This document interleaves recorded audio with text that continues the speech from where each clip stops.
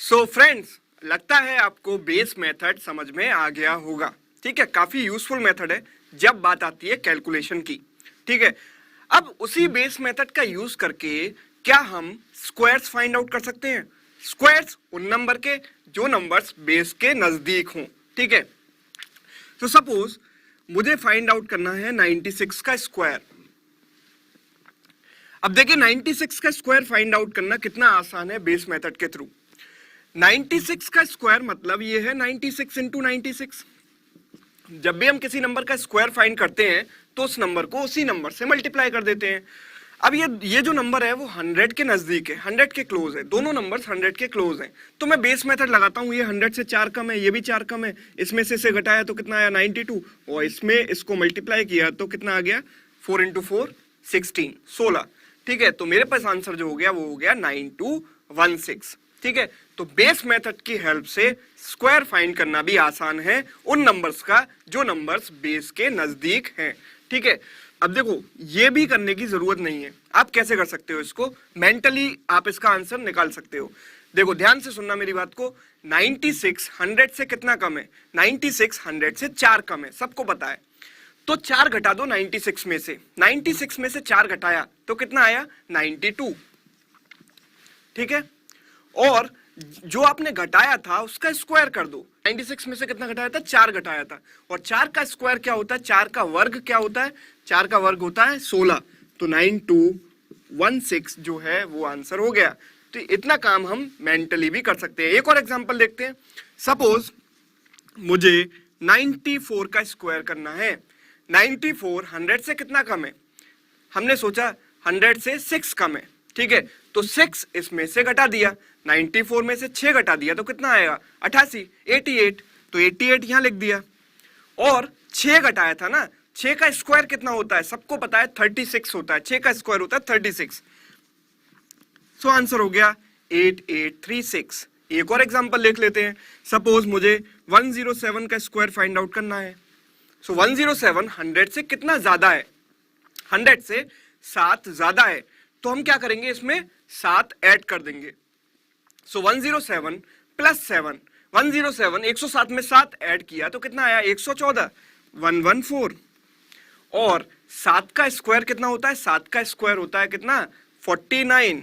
So answer हो गया 11449। ठीक है, अब सपोज बेस मेथड का यूज करके मुझे फाइंड आउट करना है 88 का स्क्वायर। ठीक है, तो यहां पर आपको थोड़ी सी सावधानी बरतने की जरूरत है। 88 100 से कितना कम है? 88 100 से 12 कम है, तो इसमें से 12 घटा दिया। 88 में से 12 घटाया तो कितना आया 76, 76। ठीक है, और 12 का स्क्वायर कितना होता है? 12 का स्क्वायर होता है, जैसा कि आपको पता होगा 144, 144। और 144 क्या है? 3 डिजिट का नंबर है, जबकि मेरे पास यहाँ पर बेस क्या है 100, बेस तो 100 है, और वो आ गया 3 डिजिट का नंबर। तो मुझे उसको 2 डिजिट में लिखना पड़ेगा, और एक जो एक्स्ट्रा डिजिट है उसको कैरी फॉरवर्ड कर देंगे। तो यहाँ 144 की जगह लिखेंगे 44, और 1 को लगा देंगे कैरी। तो मेरे पास आंसर जो हुआ वो हुआ 7744। तो इस पॉइंट को भी याद करने की जरूरत है। अब फ्रेंड्स देखते हैं कि अगर नंबर 50 के नजदीक है, 50 के क्लोज है, तो उसका स्क्वायर कैसे फाइंड करें। जैसे कि सपोज मैंने एक नंबर लिया 46, और मुझे इसका स्क्वायर फाइंड आउट करना है। तो आपको स्टेप्स देखिए क्या करने होंगे। 46 50 से कितना कम है? 46 46 50 से 4 कम है, तो सबसे पहले मैं इसमें से 4 सब्ट्रैक्ट कर दूंगा, जो कि एक गलत स्टेप होगा। जब भी 50 का बेस हो, यहां पर बेस क्या है 50, क्योंकि नंबर किसके पास है 50 के पास है। तो 50 वाले केस में आपको नंबर में से वो डेविएशन सब्ट्रैक्ट नहीं करना, आपको 25 में से सब्ट्रैक्ट करना है। जो भी डेविएशन आएगा उसको 25 में से सब्ट्रैक्ट करना है। तो यहां पर जो 46 है वो 50 से 4 कम है। अगर 50 से 4 कम है तो हम 25 में से 4 सब्ट्रैक्ट कर देंगे। 25 में से 4 घटाया तो कितना आएगा? तो मैंने किया 25 माइनस 4, तो वो आ गया 21। तो 21 तो मैंने यहां पर डायरेक्ट लिख दिया। अब मैंने क्या सब्ट्रैक्ट किया था? मैंने 4 घटाया था, और 4 का स्क्वायर कितना होता है 16, 4 का स्क्वायर होता है 16, और 16 को हम यहां पर लिख देंगे। तो आंसर हो गया 2116। तो यहां पर 50 वाले बेस में आपको एक बात याद रखनी है कि जो भी आप जोड़ो या घटाओ वो 25 में से जोड़ो या 25 में से घटाओ। अब सपोज कोई मेरे पास नंबर है, सपोज 56, ये तो 50 से ज्यादा है, ठीक है, 50 से कितना ज्यादा है, 50 से 6 ज्यादा है, तो 6 हम ऐड करेंगे, 6 हम जोड़ेंगे, किस में जोड़ेंगे, 25 में जोड़ेंगे, तो यहां पर जो डेविएशन है वो है 6, और उसको 25 में ऐड कर दिया तो कितना हो गया, 31, 25 प्लस 6 31, 31 लिख दिया, और क्या जोड़ा था, 6 जोड़ा था, और 6 का स्क्वायर कितना होता है, 36, 36 36 यहां पर लिख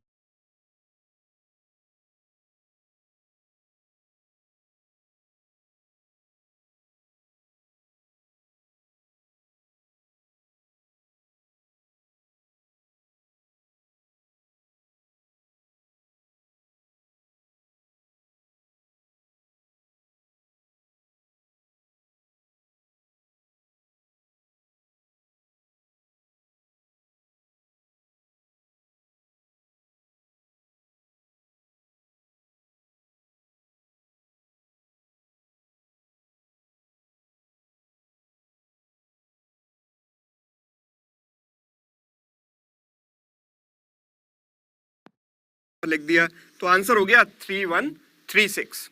so friends, I think base 50 वाला मेथड आपको समझ में आ चुका होगा, ठीक है।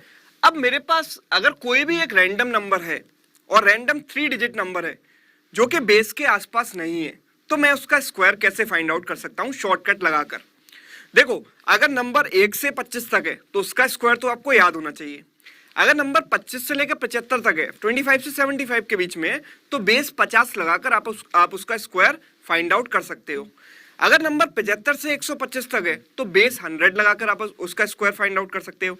लेकिन अगर कोई रैंडम 3 डिजिट नंबर है जो कि बेस के आसपास नहीं है, तो आप उसका स्क्वायर कैसे फाइंड आउट करोगे, तो उसके लिए हम देखते हैं एक मेथड। सो फ्रेंड, सपोज मुझे 104 का स्क्वायर फाइंड आउट करना है। ऑल्दो 104 100 के पास है, मैं आसानी से यहां पर बेस मेथड लगा सकता हूं, लेकिन जो ये वाला मेथड है किसी भी रैंडम नंबर के लिए, उसको लगाकर मैं इसका स्क्वायर कैसे फाइंड आउट करूंगा, इसके लिए मैंने एक आसान सा नंबर चूज किया है जो है 104, ठीक है। तो पहले इस नंबर पर ये मेथड लगाकर देखते हैं। तो हम इस मेथड में क्या करेंगे कि ये जो दो लास्ट की डिजिट है उनको तो एक साथ रख लेंगे, और जो बची हुई डिजिट है सिंगल डिजिट, उसको एक साथ रख लेंगे, ठीक है। 04 हो गया एक साथ, और बचा हुआ 1 हो गया अलग, ठीक है। तो 1 और 4 बचे। 04 का मतलब क्या होता है, 4 ही होता है। तो यहां पर मैंने लिखा 1 का स्क्वायर। 1 का स्क्वायर क्या होगा, 1 का स्क्वायर होता है 1, ठीक है। और अब कर दिया इन दोनों का मल्टीप्लाई, 1 इंटू 04, 1 गुणा 4 कितना होता है, 4, 04। देखो, जो भी आंसर आएगा उसको आपको यहाँ पर 2 डिजिट में लिखना है। भले ही 1 इंटू 4 4 होता है, लेकिन उसको 2 डिजिट में लिखेंगे, ये पॉइंट आपको याद रखना है। और तीसरा हमने किया इसका स्क्वायर, 04 का स्क्वायर कितना होता है, 16, 4 का स्क्वायर होता है 16। अब इनको यहाँ पर लिख दो, 1 का स्क्वायर आया 1, 1 इंटू 04 कितना हुआ 04, और 04 का स्क्वायर हो गया 16, वो मैंने यहाँ पर लिख दिया, ठीक है। अगला स्टेप क्या होगा, मैं सेम नंबर जो बीच वाला नंबर है, मिडिल वाला नंबर है, उसको एक बार और उसके नीचे लिख देता हूं, 04, ठीक है। अब मैं क्या करूंगा, इनको ऐड कर दूंगा, 16 तो यहां पर एज इट इज कॉपी हो जाएगा, 04 प्लस 04 कितना हो जाएगा 08, 4 प्लस 4 कितना होता है 8, और 1 को ऐसे ही कॉपी कर दिया, तो मेरे पास जो आंसर हुआ वो हो गया 10816, ठीक है ना। कितना आसान मेथड। ये मेथड किस पर बेस है, ये मेथड बेस्ड है a plus b whole square पर। a plus b whole square क्या होता है, a स्क्वायर प्लस 2ab प्लस बी स्क्वायर। तो यहां पर लिखा a स्क्वायर, यहां पर लिखा b स्क्वायर, और यहां पर ये क्या था a इंटू बी, तो a इंटू बी 2 बार लिखा, तो वो क्या बन गया 2ab, और फिर मैंने इनको क्या कर दिया, ऐड कर दिया। तो मेरे पास जो आंसर आएगा 10816। आइए देखते हैं कुछ और एग्जांपल्स जो इस मेथड पर बेस्ड होंगे। सपोज मुझे 216 का स्क्वायर फाइंड आउट करना है, तो मैं कैसे कर सकता हूं। देखो, इन दोनों को एक ग्रुप में रखा और तीसरी वाली डिजिट को एक साथ रखा। सबसे पहले मैंने किया 2 स्क्वायर, अब तो मैं डायरेक्ट लिख सकता हूं, 2 स्क्वायर कितना हुआ 4। 16 का स्क्वायर कितना हुआ, 16 का स्क्वायर हुआ 256, जो कि एक 3 डिजिट का नंबर है, बट स्टिल उसको यहां पर अभी लिख लेते हैं, ठीक है। जो एक्स्ट्रा डिजिट आएगी उसको कैरी फॉरवर्ड कर देंगे ऐड करते टाइम। अब 2 इंटू 16, इन दोनों का प्रोडक्ट 2 इंटू 16 कितना हुआ 32, 32 को लिख दिया बीच में सेंटर में, ठीक है, यही किया था। अभी जो मेथड हमने सीखा था उसमें ऐसे ही किया था, यहाँ पर ए स्क्वायर, यहाँ पर बी स्क्वायर, यहाँ पर इन दोनों का प्रोडक्ट ए इंटू बी, ठीक है। अब इसको एक बार रिपीट करेंगे तो 32 यहाँ पर लिख देंगे, ठीक है।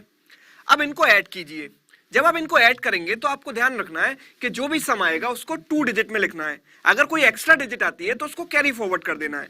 सो 256 को कॉपी करने की जगह हम यहाँ कॉपी करेंगे 56, और एक्स्ट्रा डिजिट क्या आई 2 को यहाँ पर कर देंगे कैरी फॉरवर्ड। अब 32 प्लस 32 होता है 64, और 64 प्लस 2 कितना होता है 66, 66 यहाँ पर लिख दिया 66, जो कि एक 2 डिजिट का नंबर है, और 4 को एज इट इज कॉपी कर देंगे। तो मेरे पास जो आंसर हुआ वो हुआ 46656, ठीक है, 46656 जो कि इसका करेक्ट आंसर है। सो फ्रेंड्स, किसी भी 2 डिजिट या 3 डिजिट नंबर का स्क्वायर हम प्रीवियस वाले मेथड जो अभी मैंने आपको सिखाए हैं उससे फाइंड आउट कर सकते हैं। या तो आप बेस मेथड लगा लो, अगर बेस मेथड ना लगा पाओ, जैसे कि कभी नंबर बेस के क्लोज नहीं है, तो आप जो मैंने अभी मेथड बताया किसी भी रैंडम 3 डिजिट नंबर के लिए जो मेथड हम a+b होल स्क्वायर वाला लगा सकते हैं वो आप अप्लाई करके किसी भी 3 डिजिट नंबर का स्क्वायर फाइंड आउट कर सकते हो, ठीक है। और 3 डिजिट से आगे सपोज 4 डिजिट और 5 डिजिट के स्क्वायर कोई भी एग्जाम में आपसे नहीं पूछने वाला, ठीक है। सो 2 डिजिट और 3 डिजिट का किसी भी नंबर का स्क्वायर आप फाइंड आउट कर सकते हो।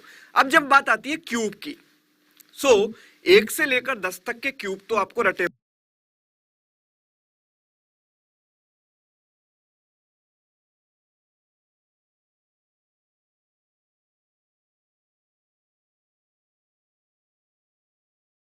होने चाहिए। जैसे कि अगर मैं आपसे पूछ लूं कि 9 का क्यूब क्या है, तो 9 का क्यूब है 729, ये आपको याद होना चाहिए, ठीक है।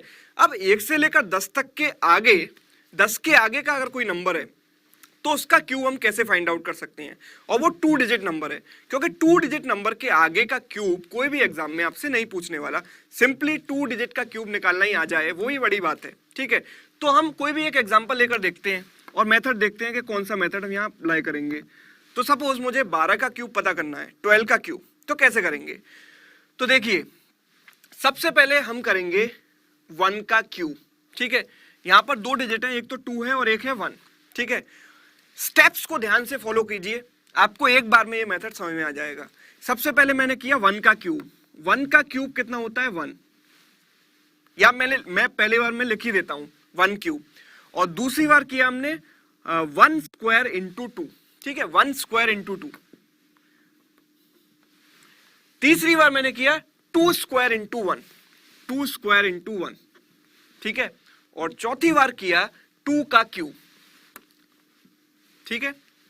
यही करना है हर एक क्वेश्चन में, ठीक है। तो 1 क्यूब कितना आ गया 1, 1 स्क्वायर 1 होता है, और 1 इंटू 2 2 होता है, 2 स्क्वायर 4, 4 इंटू 1 4 हो गया, और 2 क्यूब कितना हो गया 8। अब देखो, जो मिडिल वाले 2 नंबर हैं उनका डबल करके उनके नीचे लिख दो। 2 का डबल क्या होता है? 2 का डबल होता है 4, तो 4 इसके नीचे लिख दिया।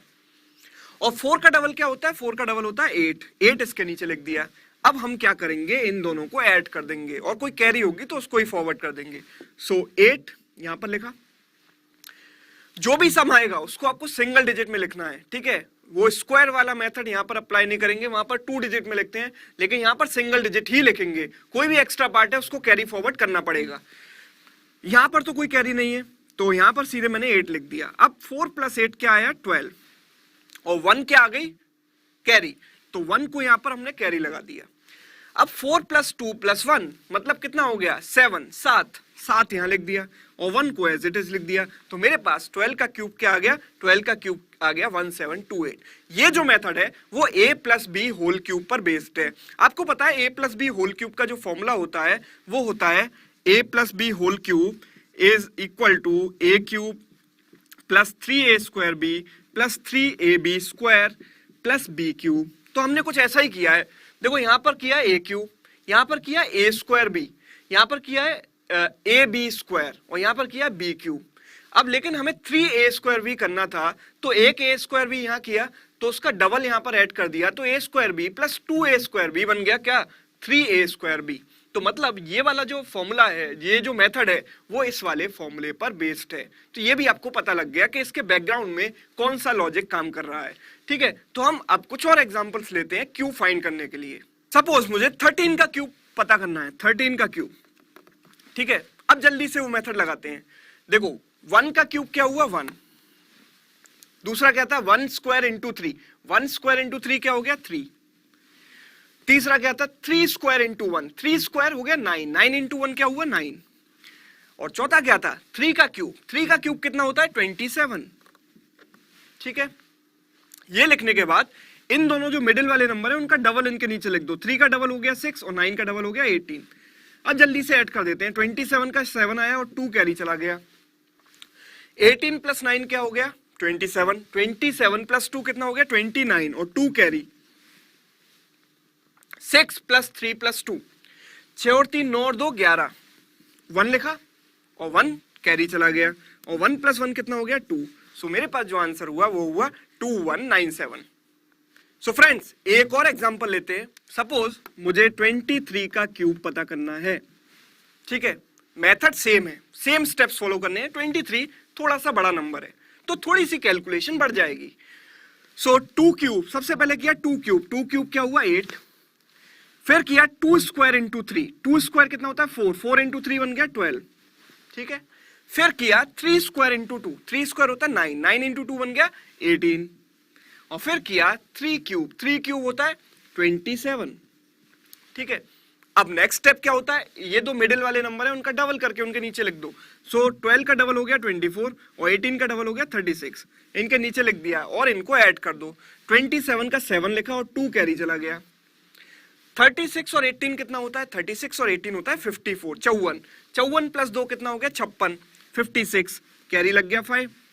ठीक है, अब देखो 24 और 12 कितना होता है 36, 36 और 5 कितना होता है 41, 41, 1 यहाँ लिखा और 4 कैरी चला गया, और 8 और 4 कितना हो गया 12। तो मेरे पास आंसर आया 12167।